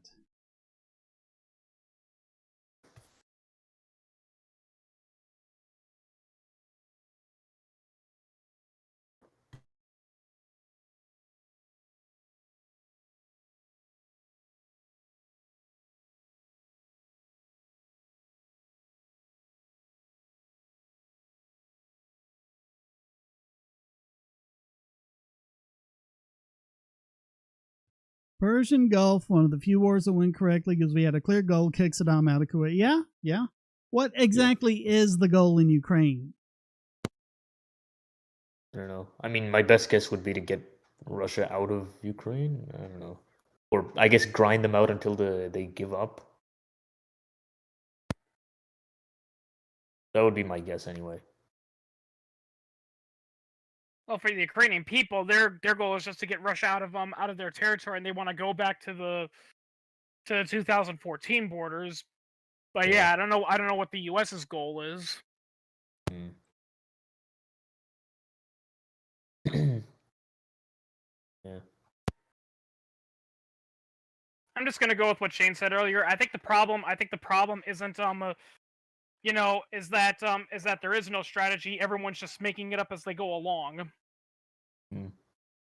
Well, I mean, even if you go, like the leaked documents confirm there's like, we're in this at least through 2023, and they're just saying, no, we're not even going to the peace table.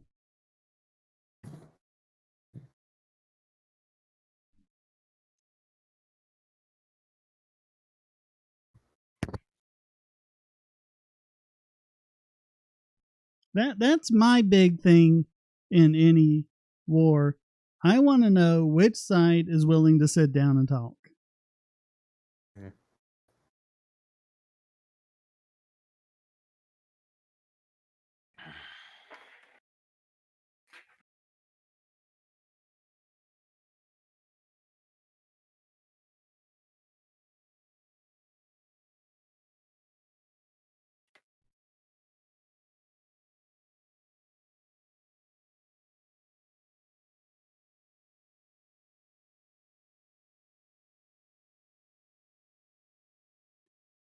I'm trying to think. I heard someone claim it, and I'm wondering if it's true. And I'm trying to think that, like, Donald Trump is the first president in a long time that didn't get us into a new war. You know, he continued fighting some of the existing ones, but he didn't start any new ones. Though the arming of the Saudis and also the whole war in Yemen in general was pretty bad. Well, yeah, but that started under Obama.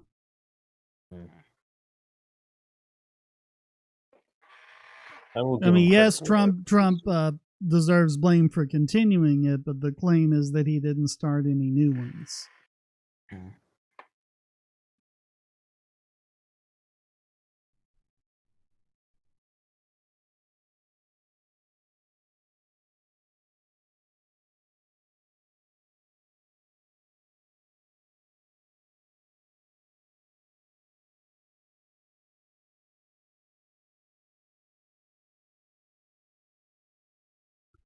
Afghanistan should have been nothing more than a punitive expedition like the Rome expedition against.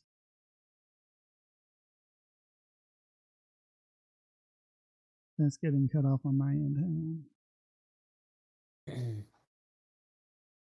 Oh, against Armenius. Yeah.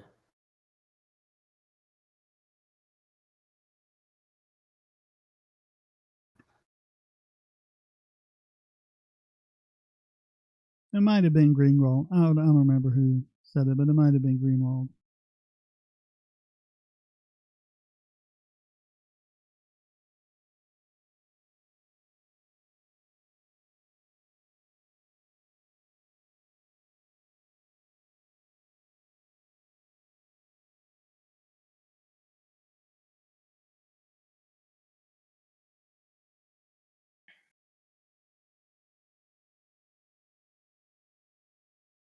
I'm gonna head out. It's getting a little too quiet for me. All right. Unless someone else can think of a topic. Let's see. What do I have in mind? I can always just look at the news feed, see what's going on.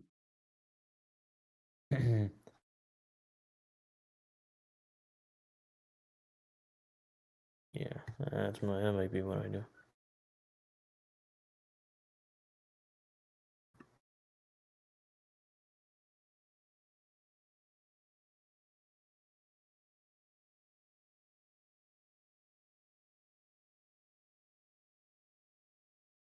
Looks like everyone's talking about Tucker Carlson. Oh, yep. I was actually just about to bring that up. Yeah. I asked this question before you came up, but do you think it's better for Tucker or better for Fox? I mean, maybe better for Tucker. I don't know. I mean, we still don't have the reason he was the full reason he was canned. But Tucker, he could easily just go independent or join like the Daily Wire or some other outlet. Well, that's what I'm thinking. Wherever he goes, he's going to take his audience with him. Yeah.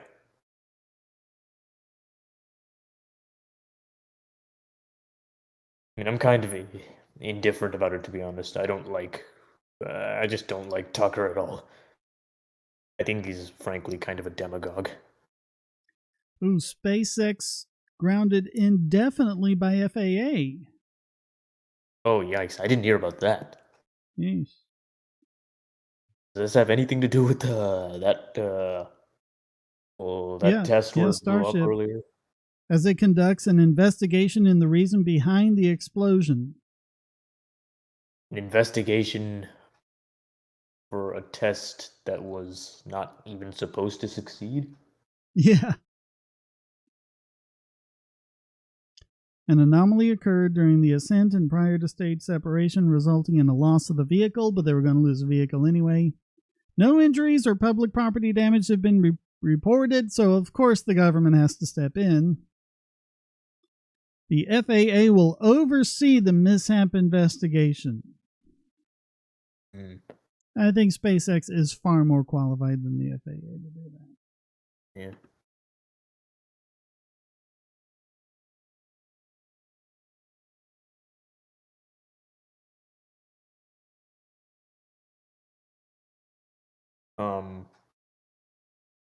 Let's see. In other news, RFK Jr. is running for president. Oh yeah, I heard Don't know that. what to think of that.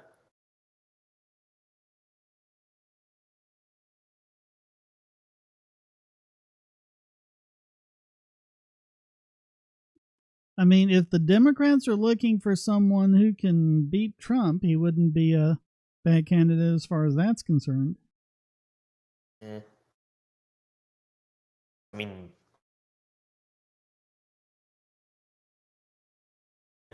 mean, I doubt it. He's too. I don't know. Some of his I mean, some of his anti-vax stuff from the past is a little weird. Yeah, I mean, but that got a real shot in the arm because of COVID. True. Because they screwed up a lot of the stuff with the testing of the vaccine. They rolled it out way too fast. They did all the mandates. Hello, Dapperton.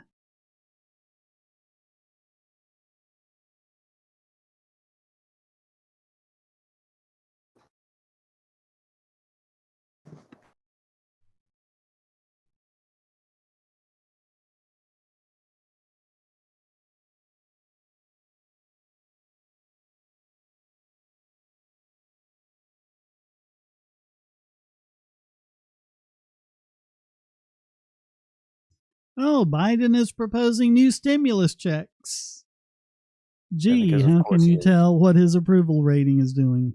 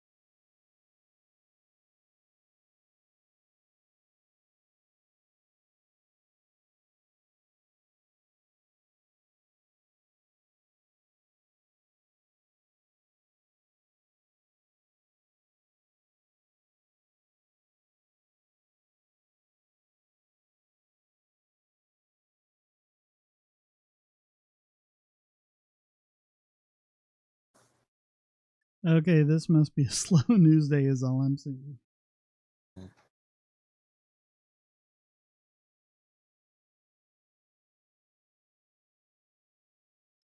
Even the news has abandoned me.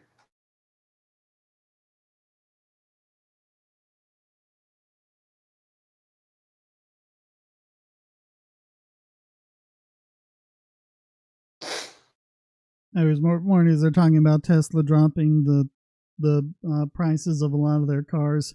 A lot of socialists are actually complaining about that. That's horrible, capitalism being so cutthroat like that. It's like they're making cars cheaper for people. What do these people actually want? I mean, that's probably in response to the competition because it's stiffer than it ever has been. Yeah. But yeah, uh,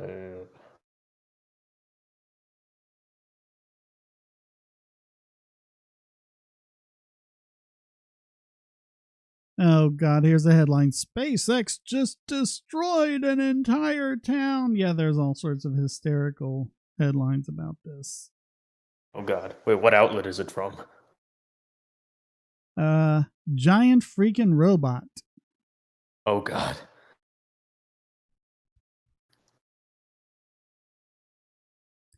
According to the New York Times, the SpaceX Starship launch caused an unknown amount of unforeseen environmental damage to the surrounding area. Port Isabel themselves said that they couldn't detect any problems from it. But it's an unknown amount. That's one of those things they say when they're just trying to make it sound bad.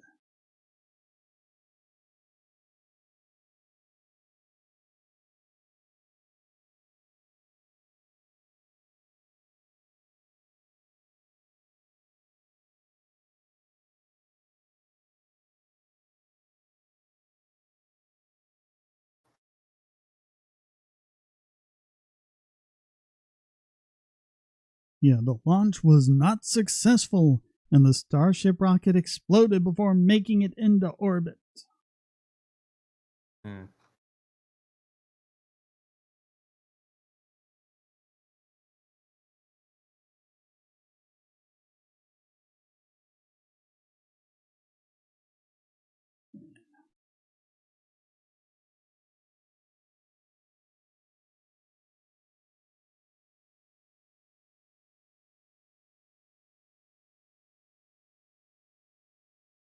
Are they just fundamentally dishonest, or?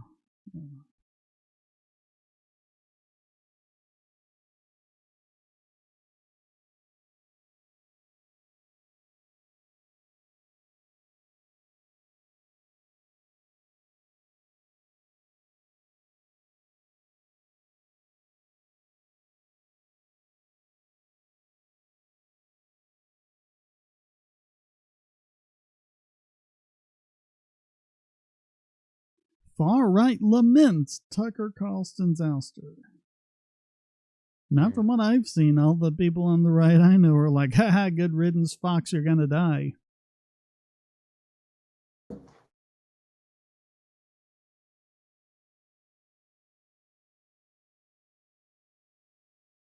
Well, I mean, Oh, gee, the House GOP raised the debt ceiling. Well, gee.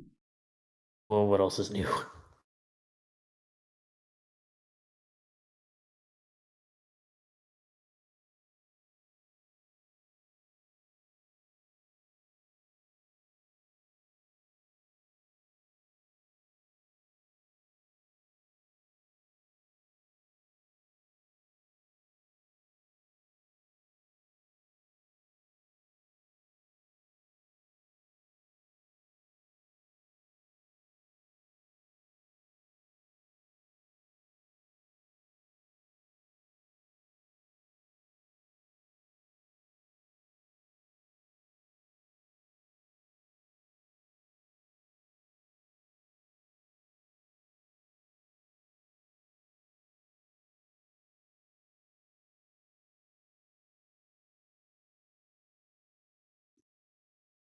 Yeah, there's just not a lot being reported here.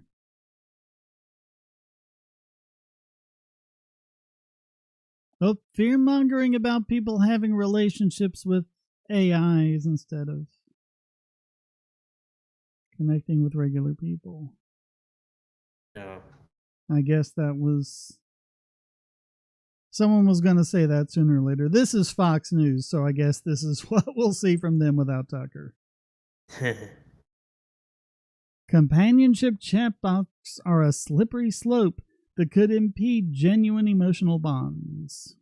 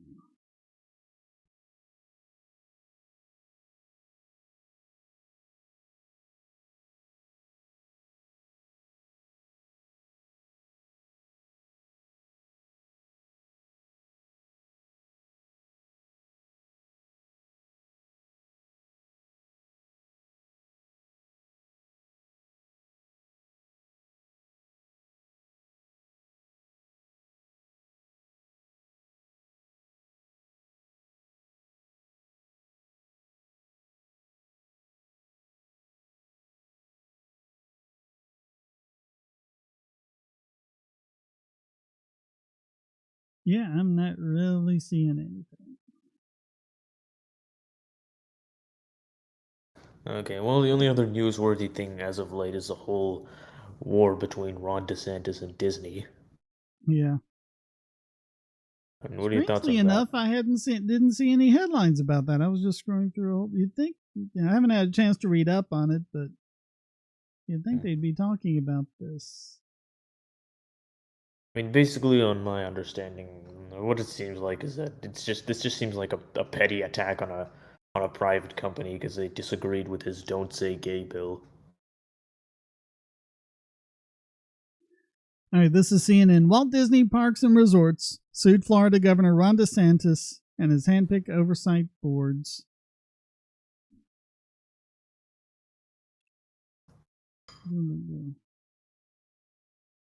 The board appointed by DeSantis to oversee Disney's special taxing district sought to claw back its power from the entertainment giants.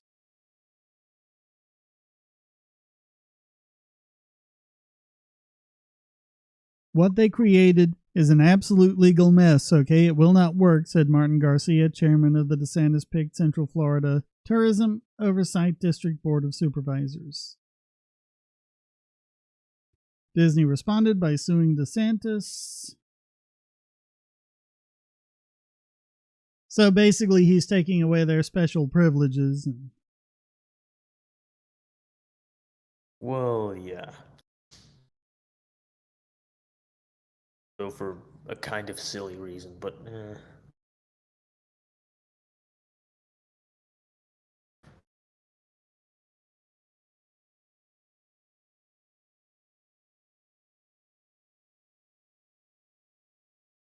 Talk about movies, upcoming videos, you're working on something. I don't really have anything major in the pipeline. That's the thing.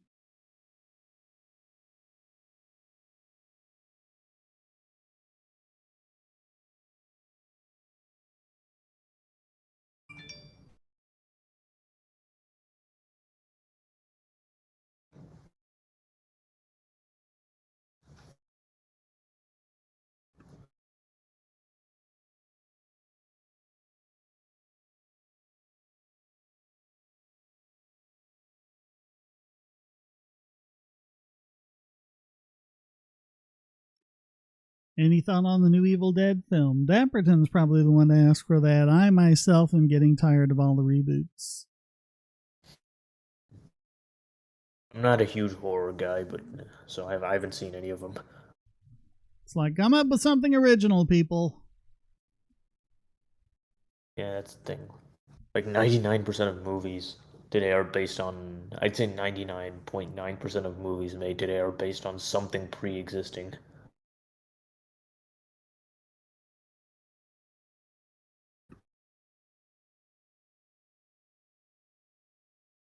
I mean, I don't really mind remakes. Remakes are about as old as movies themselves, but it seems like that's about all there is nowadays. And they're not remaking them because they think they can tell the story better or in a new or fresh way. It's just like a cash grab. Yep.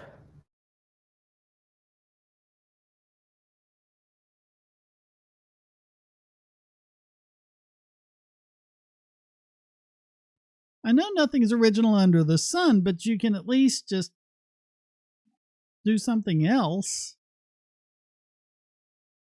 I mean, that's no excuse for complete unoriginality. Yeah.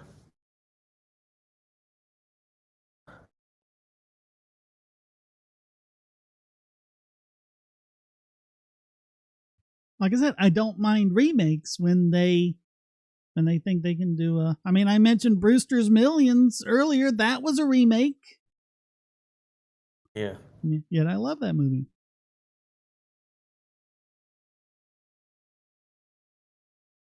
Yeah. Or, I mean, I haven't seen it, but I've heard John Carpenter's The Thing from 1982. Not many people know that it is a remake, but I've heard good things about it. Well, it's not a remake. It's a separate movie based on the book. Oh. But it's not based on the first movie. It's based on the book. And from what I understand, I haven't read the book. From what I understand, they were a little truer to the book. Oh, okay. Yeah, there was one in like the 50s or something like that, and it was kind of hokey.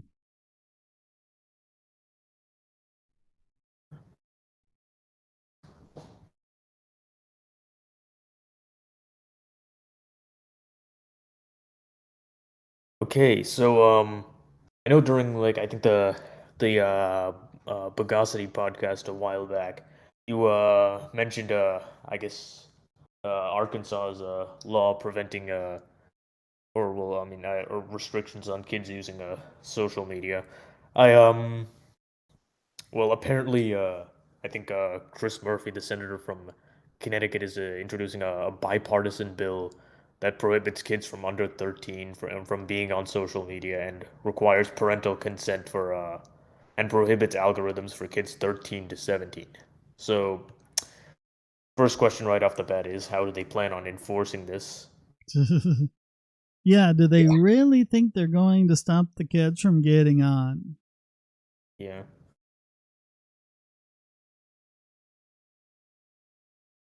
And your proof that yeah, well, yet more proof that Republicans are not the party of small government. The two of the people on there co-sponsoring the bill are Tom Cotton and Katie Britt. The other Democrat is Brian Schatz.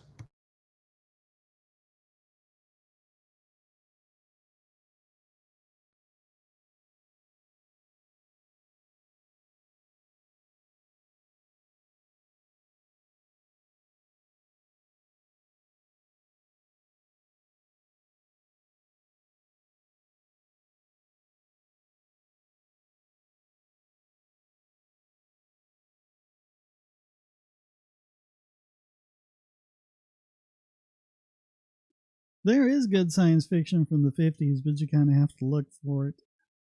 Stuff like Forbidden Planet and The Day the Earth Stood Still, stuff like that.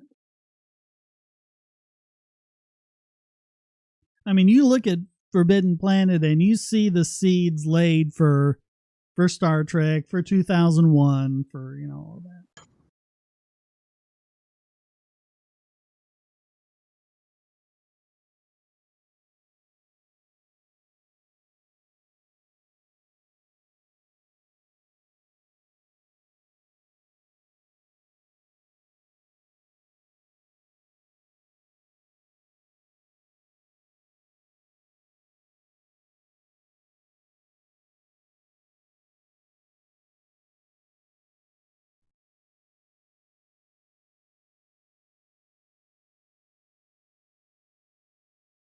What is the most overrated genre? I guess I'd have to say the vampire genre. Either that or zombies. Those aren't really genres. They're more like, or Yeah, maybe there's so many of them that they've become one. I guess. I mean, the thing about Night of the Living Dead is no one had done it that way before. But, it's just like, oh, yet another zombie movie. Oh, nice.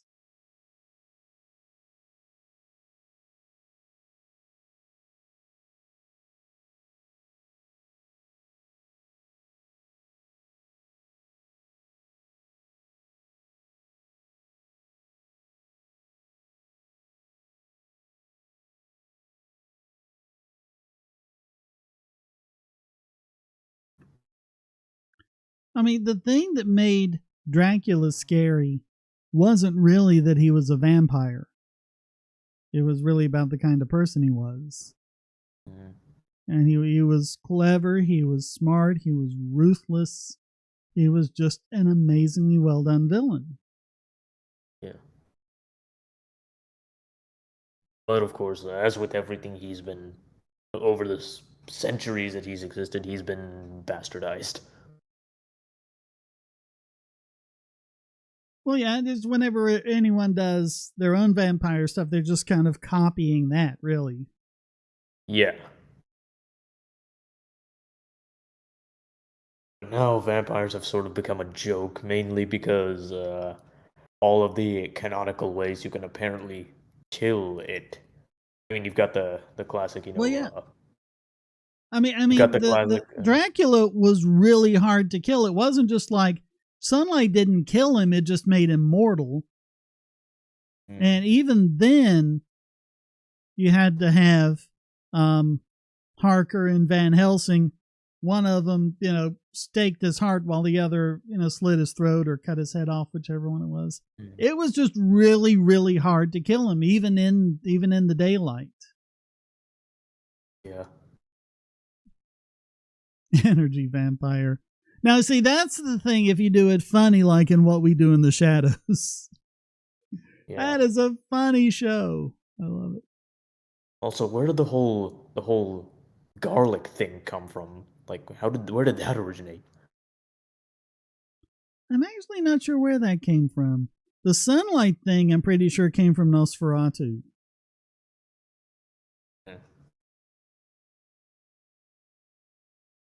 That apparently there's like you can be killed by like holy water or even just regular water, or anything made out of silver, including a silver bullet or a cross. Or if you like throw rice on the ground, apparently it has to count them all, like the. Although the miniseries Dracula that Stephen Moffat did a number of years ago had an interesting take on it. I might have to say spoiler alert before I talk about it. Yeah. Yeah, just mute for the next few seconds or so if you don't want it spoiled. Basically, sunlight doesn't kill him. He does reflect in mirrors. He's not, killed or whatever by holy water or crucifixes. It's all psychological. He just can't. He deep down, he knows what evil he is, so he can't look at himself. He can't be out in the sunlight and exposed for what he is, and he can't be reminded of goodness. It didn't actually kill him. It just, he was just avoiding it because he was afraid of it all.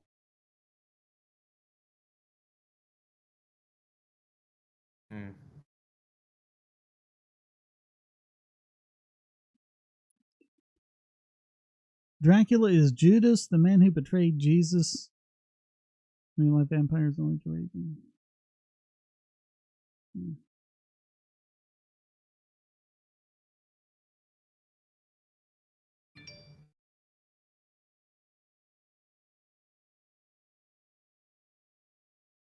All right, well, 10 o'clock. I think it's time to be wrapping it up now, unless there's something else you want to talk about. No, not really. All right. I guess we'll leave it off then. We actually had a lively conversation there for a couple of minutes here at the end. Sorry it was kind of a slow one this month, but that's just kind of how it happens. Slow week, slow news, not a whole lot going on, but still, this was fun. So thanks everyone for joining. Thanks Sid and Chris for joining in voice with me. And thanks to everyone who participated in the chats. Good night, everyone. Thank you for watching. Until next time, stay strong